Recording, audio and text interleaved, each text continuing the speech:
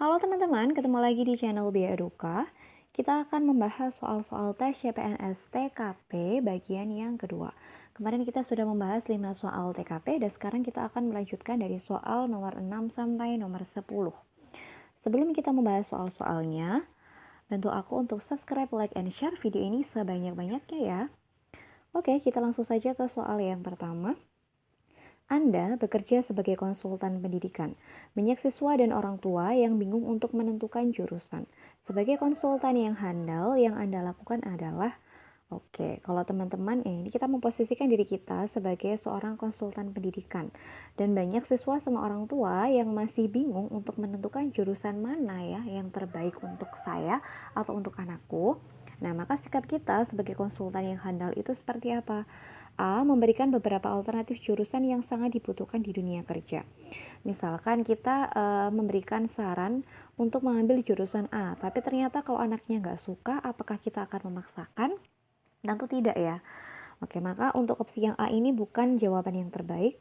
Lalu yang B, menentukan jurusan yang akan memberi keuntungan masa depan anak.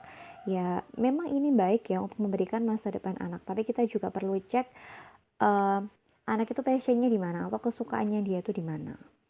Lalu yang C, menyarankan agar melanjutkan pendidikan ke luar negeri. Nah, ini tidak langsung bisa ditentukan, langsung menyarankan ambil saja kuliah di luar negeri. Tapi kita tetap harus melihat berbagai sisi dulu, dari sisi finansialnya, dari kemampuan anak, dan lain sebagainya. Jadi kita tidak bisa langsung main tembak gitu aja, udah langsung aja kuliah di luar negeri, nggak bisa semata-mata gitu ya. Lalu yang D, memberikan alternatif jurusan sesuai dengan kemampuan siswa dan kemampuan finansial orang tua. Jadi kita mengambil jalan tengahnya. Mana yang sekiranya siswa itu mampu dan mana yang secara finansial orang tua juga mampu. Ya, jadi jawaban yang paling tepat itu adalah opsi yang D. Kita lihat skor masing-masing.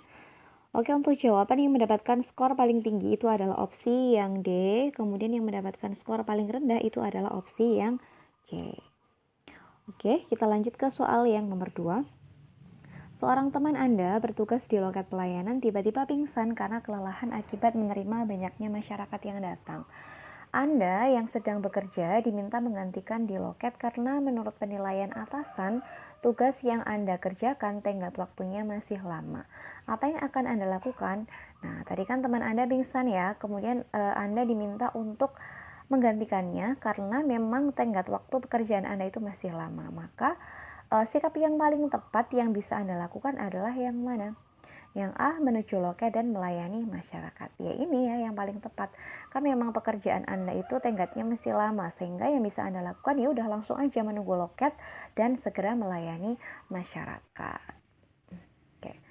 Ini adalah skor masing-masing opsi jawaban. Yang mendapatkan skor tertinggi adalah opsi yang A, dan yang mendapatkan skor yang paling rendah itu adalah opsi yang B, yaitu melayani di loket sambil menyelesaikan tugas sendiri.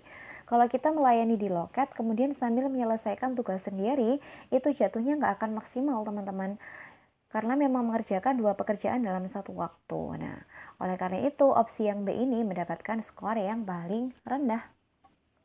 Oke, kita lanjut ke soal nomor 3. Seorang pelanggan ingin mengurus sesuatu dengan waktu yang cepat, jadi dia buru-buru ingin segera selesai. Teman Anda kelelahan dan butuh istirahat, sementara Anda masih ada tugas yang belum selesai dan harus segera diselesaikan.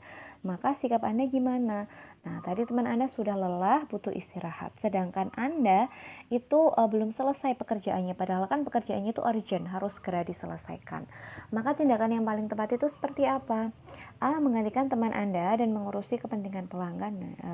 Bisa sih, tapi kan pekerjaan Anda sendiri itu harus segera diselesaikan. Jadi ini bukan solusi yang terbaik untuk opsi A. Lalu yang B, melanjutkan tugas teman yang kelelahan supaya kantor tidak terbengkalai. Oke, tapi ini bukan solusi yang terbaik juga, karena mengingat ini ya, harus segera diselesaikan pekerjaan Anda itu. Lalu yang C, melapor kepada atasan untuk meminta petunjuknya. Ini benar ya, karena memang kita berada di posisi yang sulit, mau menghandle pekerjaan teman tapi pekerjaan kita sendiri belum selesai dan bahkan memang harus segera diselesaikan. Jadi ada baiknya kita konsultasi, kita melapor dulu ke atasan, baiknya gimana, tindakan pertama yang harus dilakukan itu seperti apa. Kali aja atasan itu memberikan solusi yang terbaik. Jadi jawaban yang paling tepat apabila kita dihadapkan pada posisi yang seperti ini, maka adalah opsi yang C. Ini termasuk pelayanan publik juga ya, dan profesionalitas. Maka opsi jawaban yang mendapatkan poin paling tinggi itu adalah opsi yang C, sedangkan yang mendapatkan poin paling rendah itu adalah opsi yang D, yaitu melayani dengan tenang dan sabar walau bukan tugas Anda.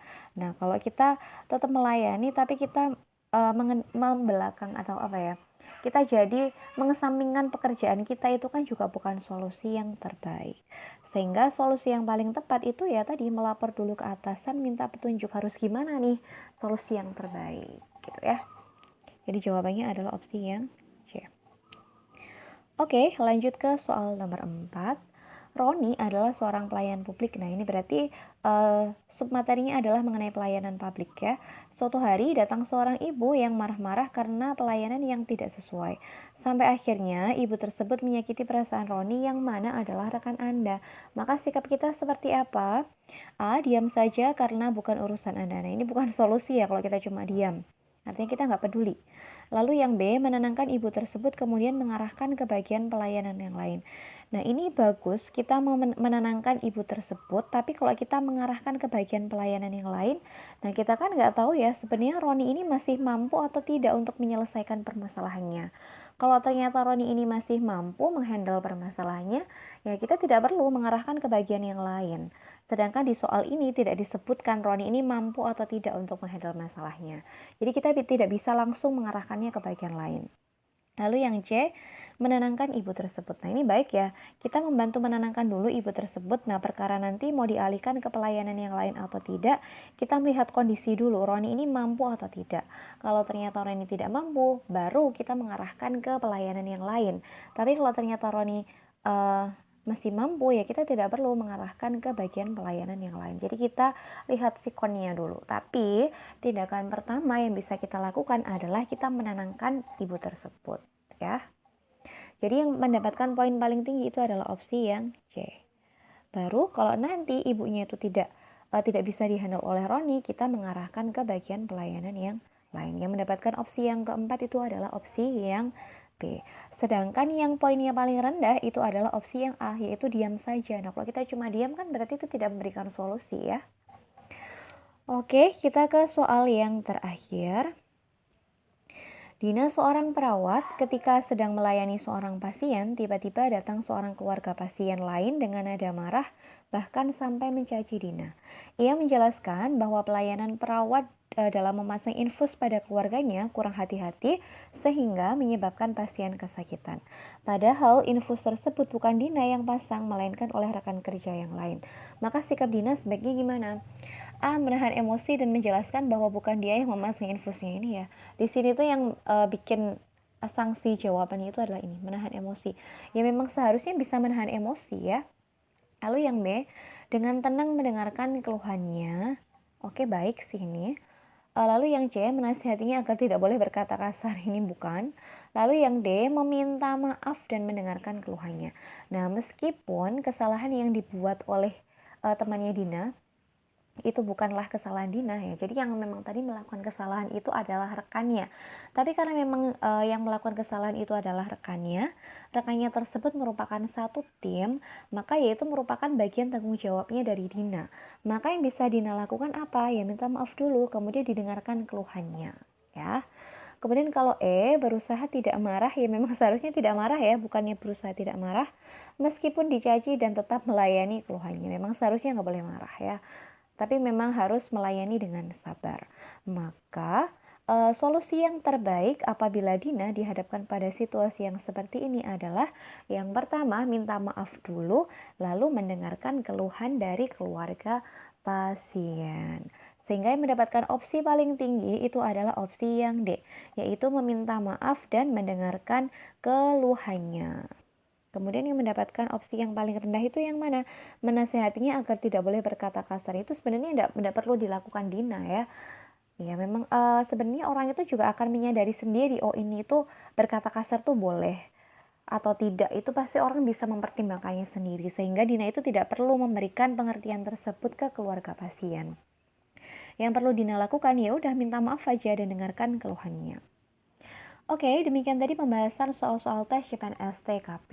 Semoga penjelasan yang aku berikan bisa dipahami dengan baik oleh teman-teman dan bisa berguna untuk teman-teman nantinya mengerjakan soal-soal tes CPNS. Sukses buat kalian semua, sukses buat kita semua. Sampai ketemu di video yang selanjutnya.